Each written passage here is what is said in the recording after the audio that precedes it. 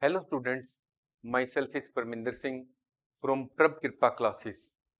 Our today's topic is probability part 2.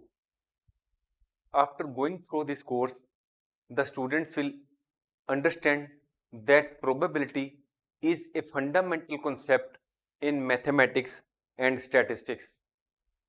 Probability means the likelihood of an event occurring or the possibility of an outcome to occur. Probability is expressed as a number between 0 and 1. If the probability of an event is 0, it means that the event is impossible to occur.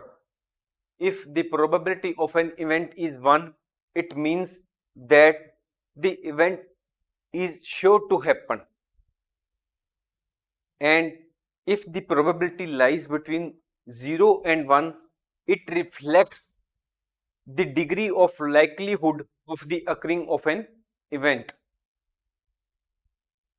Probability axiom, which is shown here, means that the probability cannot be less than 0 and cannot be more than 1.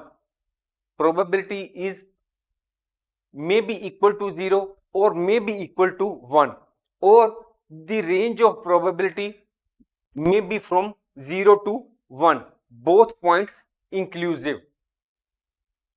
The students will also understand that the sum of two complementary events is equal to 1, that is the probability of occurrence of an event, and the probability of not occurrence of the event is equal to 1.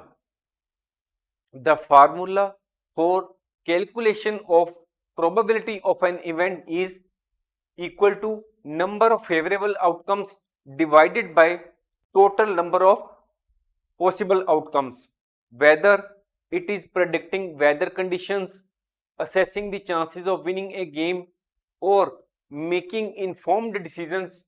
Probability is an essential tool that helps us in making rational decisions in situations where outcomes are uncertain or unpredictable.